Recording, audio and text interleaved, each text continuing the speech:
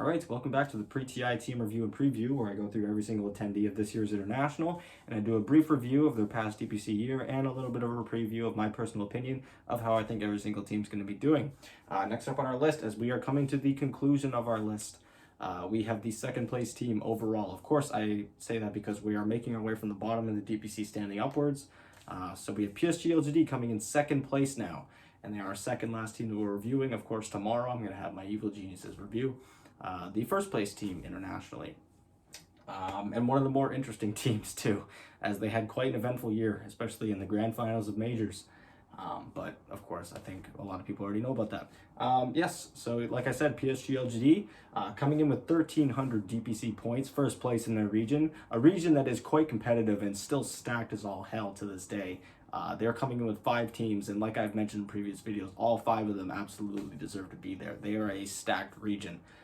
Even the 5th place team that came in from qualifiers, Elephant, is a team that was very, very close to making it to both of the majors, but just couldn't quite get there. But if they had, they would have done pretty well for themselves, I'd assume. Of course, there's no way to tell, but I would think that they would have done pretty well. They've got some big name players on that team. So now looking at the past year of DPC play from PSG.LGD, they actually have a very satisfying track record as from the start of the year, finishing 4th place, then 3rd, 2nd, and 1st. They slowly incremented their way up to the top.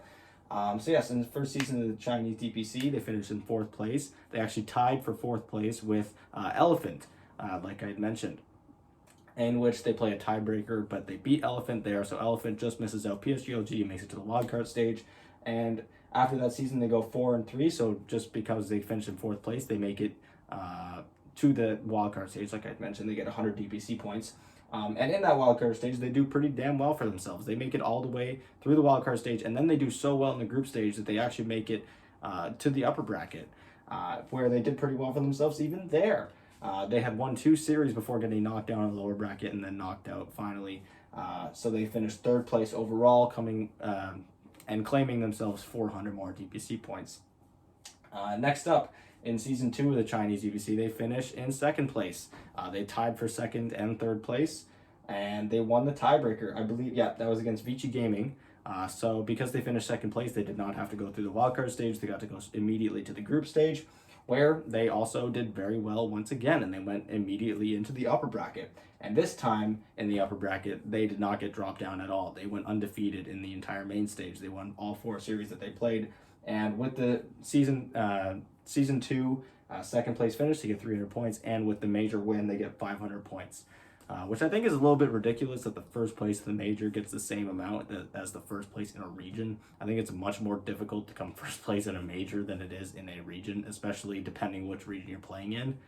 I'd say China probably deserves the 500 points for coming in first, but some other regions, maybe not. It's up for debate, but again, then it wouldn't be as fair for other regions. Less regions would be able to attend TI because they're just getting less points. So it's a complicated matter, but there's going to be some changes to the format of the DPC 100%. Now looking at the matches against other TI teams, just like the Vici Gaming review, this absolutely packed my board, but I was actually able to fit almost every single series that I covered in the stats on this board. The only series that I did not put on the board were the 2 series in the wildcard stage of the first major, and that was against Vici Gaming and T1. So those would technically be above these ones here. So yes, in Season 1 of the first DPC, they did pretty okay for themselves. I think they probably could have done a bit better, as they lose against 2 of the higher caliber teams, like I mentioned, Invictus Gaming and Aster, but they still lose to Elephant, actually. They would get revenge on them in the tiebreakers, like I mentioned, and then they beat Vici. Then they, get into the Singapore Major, where in the wildcard stage, they 2-0 both T1 and Vici Gaming. In the group stage, they then draw against Aster and Vici, so they had the rematch against Vici there. This time, they didn't beat them 2-0. They win 2-0 against Alliance and Quincy, but then they lose in the group stage to Thunder Predator. But regardless, that match didn't end up mattering because both Thunder Predator and PSG.LGD, at the point that they played that match, had both already qualified for finishing. Had both already qualified for the upper bracket. So I think in that series, they were kind of messing around. There was a first pick SF and a Techies. So they knew that they had already secured it. They were just messing around. So it wasn't as significant.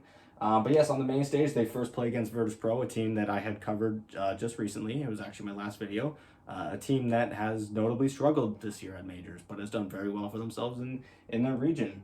They then play against Secret, who at that point, Secret was still in their almost undefeated mode, almost God mode. I'd say they were in God mode, but not quite enough to beat PSG.LGD.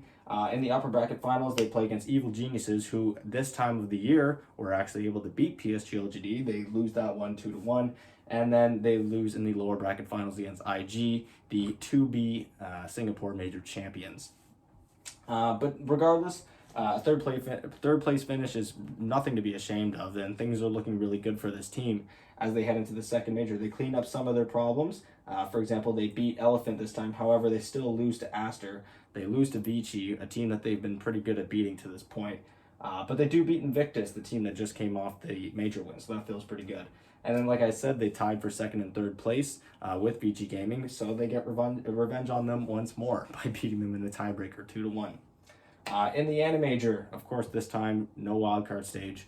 They're going just into the group stage, where they're able to beat Beast Coast and Evil Geniuses 2-0, and they draw against Team Spirit and VG Gaming. Of course, like I mentioned, these are just the series against other teams attending TI. They've played more series than this, but I'm not putting all of them here because it would just be ridiculous. So yes, again, on to the upper bracket where they play against Alliance.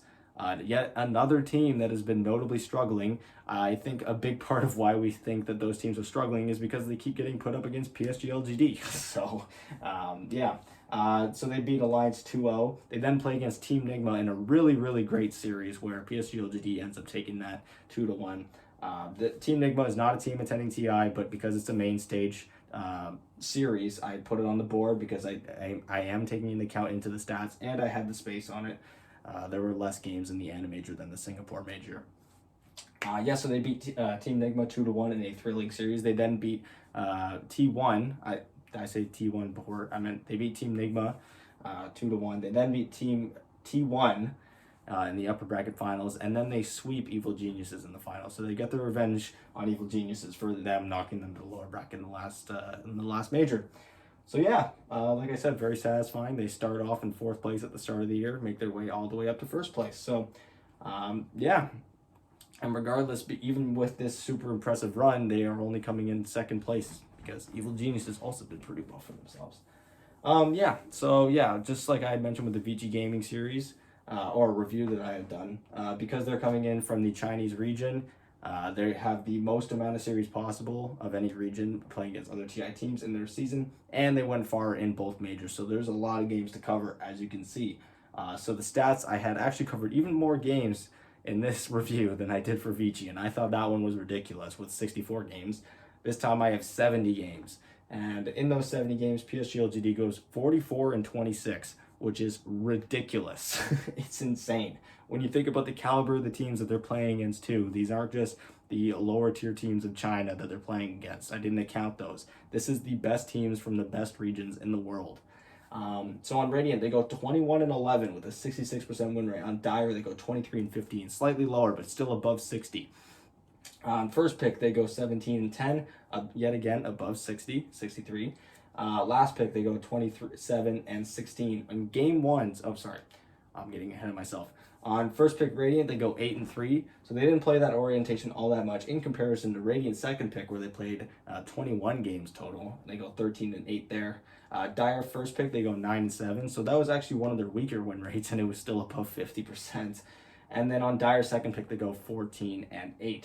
In Game 1s, they go 21-8. They won 21 of their Game 1s out of 29, which is ridiculous. And I think it's why this team is so good. It's just because they can get off to such a strong start so consistently that they're able to just snowball from there. Their Game 2 win rate levels out a little bit from there.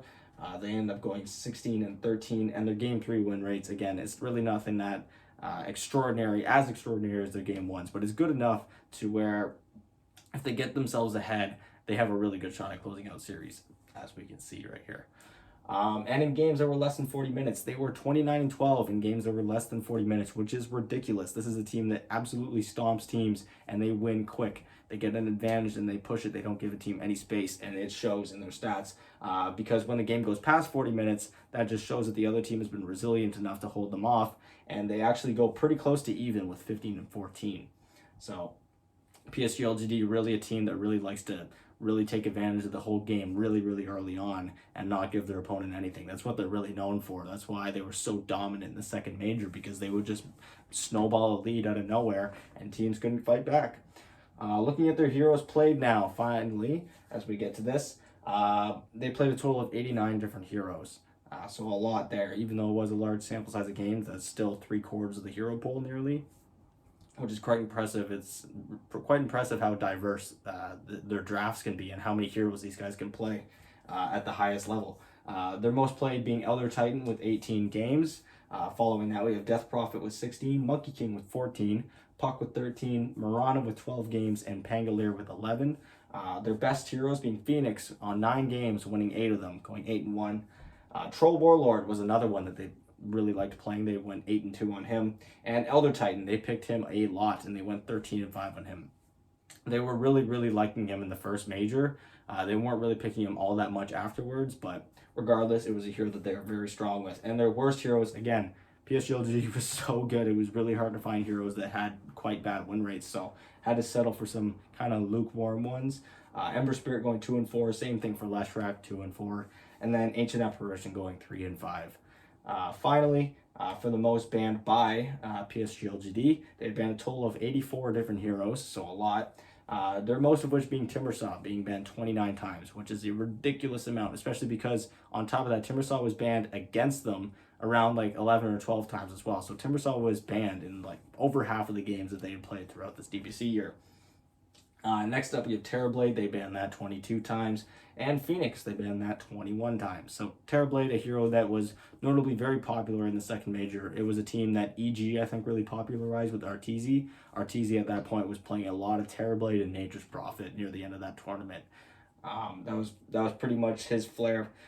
Finally, most banned against them, they had Puck banned against them 26 times.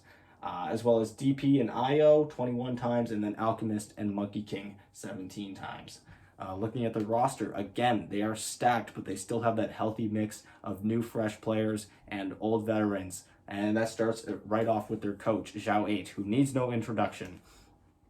He, of course, the furthest he's ever gone in international, was winning in TI4 with Newbie.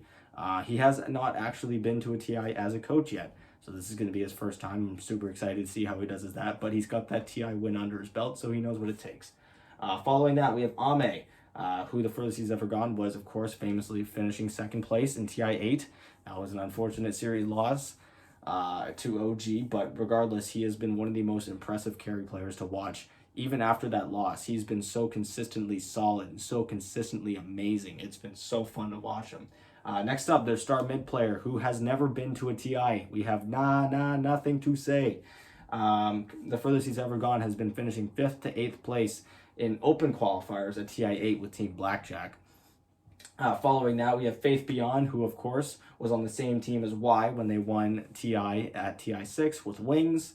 And then we have Jin Q, who the furthest he's ever gone was finishing 9th to 12th place with Team Serenity in TI8. Their captain, of course, being Y for this stack.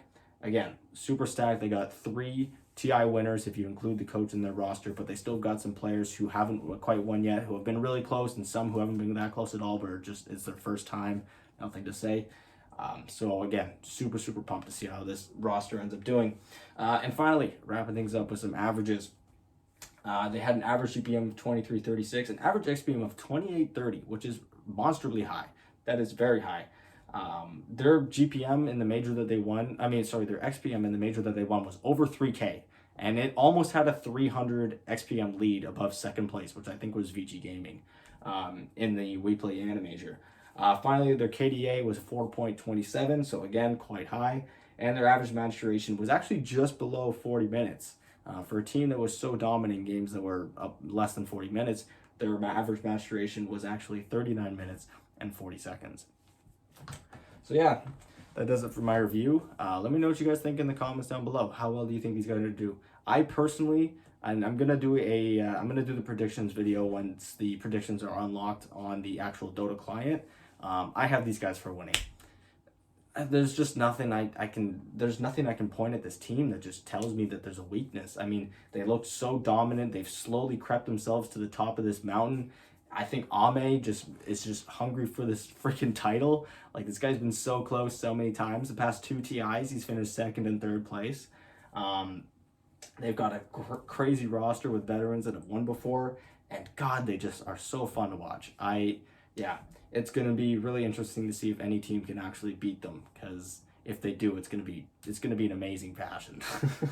So yeah, let me know what you guys think in the comment section down below. If you enjoy the video, please be sure to subscribe. I'm going to be uploading every single day until the end of TI. I of course have one more review to do, as I alluded to at the start of the video, and that is going to be Evil Geniuses, North America's proud evil geniuses, finishing top of the DPC.